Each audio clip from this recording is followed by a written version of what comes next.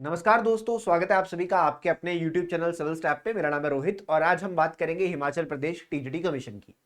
TGT commission की form filling को लेकर बहुत सारे स्टूडेंट्स की, बहुत सारे विद्यार्थियों की इंक्वायरीज आ रही हैं कि जब वो फॉर्म फिल करते हैं तो वो कुछ और डाटा फिल करते हैं, बट जब फॉर्म सबमिट होता है और वो एप्लीकेशन फॉर्म को देखते हैं तो कुछ और ही डाटा सामने देखने को मिलता है। यानी कि उन्होंने भरा कुछ था और सामने देखने को कुछ और मिला। तो बहुत सारे स्टूडेंट्स की ऐसी इंक्वायरीज आ रही है। बहुत सारे स्टूडेंट्स ने फॉर्म फिल कर दिया है, फॉर्म सबमिट कर दिया है और उनको डाउट रह रहा है कि हमारा फॉर्म रिजेक्ट तो नहीं हो जाएगा, हमने ये वाली चीज ऐसे नहीं ऐसे फिल कर दी है, तो क्या कोई प्रॉब्लम तो नहीं होगी, फॉर्म हमारा रिजेक्ट तो नहीं हो जाएगा। तो यहां पर आज की इस वीडियो के अंदर मैं आपको ये पूरा क्लैरिटी देने वाला हूं कि इन केसेस में आपको क्या करना है और क्या होने वाला है। देखिए, सबसे पहले जो स्टूडेंट्स जिनका फॉर्म ऐसे हो रहा है कि उन्होंने फिल कुछ किया और हो कुछ रहा है, तो एक करेक्शन विंडो जो है वो हिमाचल प्रदेश राज्य चयन आयोग के द्वारा ओपन की जाएगी आफ्टर द फॉर्म फिलिंग। जब भी फॉर्म फिलिंग खत्म हो जाएगी तो एक करेक्शन विंडो जो है वो सभी विद्यार्थियों के लिए ओपन की जाएगी। तो उस करेक्शन विंडो के तहत आपने अगर कोई गलती की है तो आप उसे ठीक कर सकते हैं। अभी देखिए, पहले तो घबराना नहीं है और ये सोचकर कोई गलती नहीं करनी है कि करेक्शन विंडो तो ओपन होगी ही। तो आप जब फॉर्म फिल कर रहे हैं, जिन्होंने अभी तक नहीं किया है, तो पहले तो इस बात का ध्यान रखें कि आपको कोई गलती नहीं करनी है।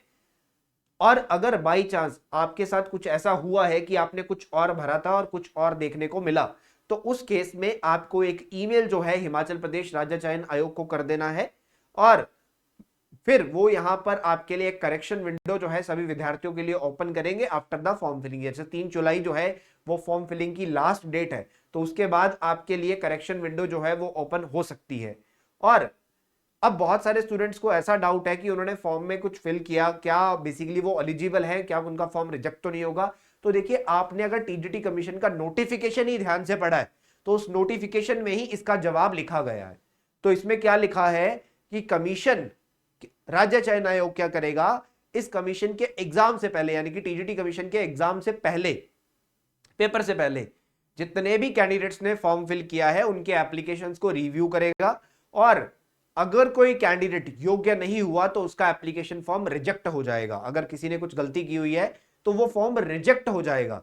अब रिजेक्शन के बाद क्या होगा, एक 7 दिन की विंडो यहां पर ओपन की जाएगी। जी हां, कमीशन जो है अपनी वेबसाइट के ऊपर लिस्ट डालेगा कि ये कैंडिडेट जो है रिजेक्ट किए हैं हमने, और 7 दिन का एक विंडो देगा, 7 दिन का एक टाइम देगा कि वो जो उन्होंने गलतियां की है, जो अगर रिजेक्शन हुआ है, किस रीजन की वजह से रिजेक्शन हुआ है, और अगर कोई कैंडिडेट उसको ठीक करना चाहता है तो 7 दिन के समय के अंदर अंदर आप उसका करेक्शन करवा सकते हैं।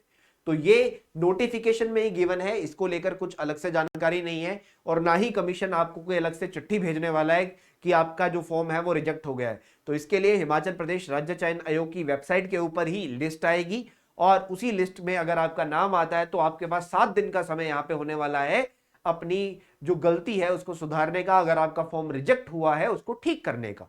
सो घबराना नहीं है, सब लोगों ने फॉर्म जो है वो बहुत ही ध्यान से फिल करना है, जिन्होंने अभी तक नहीं किया है और जो कर चुके हैं। और अब आपने घबराना नहीं है, एक करेक्शन विंडो का ऑप्शन है, राज्य चयन आयोग को मेल करते रहिए ताकि राज्य चयन आयोग जो है वो इस चीज को नेसेसरी समझे कि करेक्शन विंडो ओपन होनी ही चाहिए। हालांकि अकॉर्डिंग टू द प्रोविजन तो ये ओपन होगी ही, बट फिर भी एक नेसेसिटी को हमें पैदा करना है।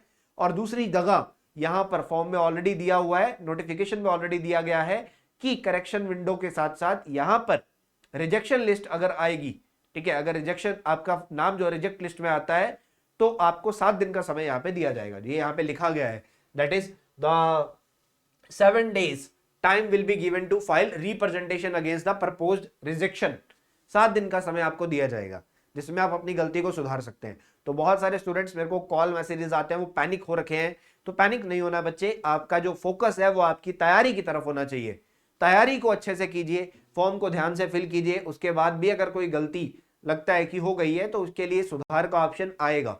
ठीक है, सुधार का ऑप्शन आने के चांसेस हैं। यहां पर आपके सामने नोटिफिकेशन में लिखा हुआ है, मैं नहीं बोल रहा हूं, ये नोटिफिकेशन बोल रहा है, मैं नहीं बोल रहा हूं। ये नोटिफिकेशन में मेंशन है कि जो भी रिजेक्टेड कैंडिडेट्स होंगे 7 दिन का समय उनको दिया जाएगा। सो घबराना नहीं है, आपके पास समय भी आएगा, करेक्शन विंडो भी आएगी। आप लोग फॉर्म फिल करते रहें और ध्यान से फिल करें और इसी के साथ साथ फोकस जो है वो अपनी तैयारी की तरफ रखें। तो तैयारी के साथ लगे रहें, रुकना नहीं है, झुकना नहीं है। लंबे समय के बाद अवसर मिला है तो इस जॉब को हर हाल में हासिल करना है। चलिए, तो इस वीडियो को ज्यादा से ज्यादा शेयर कर दीजिएगा। बहुत बहुत धन्यवाद।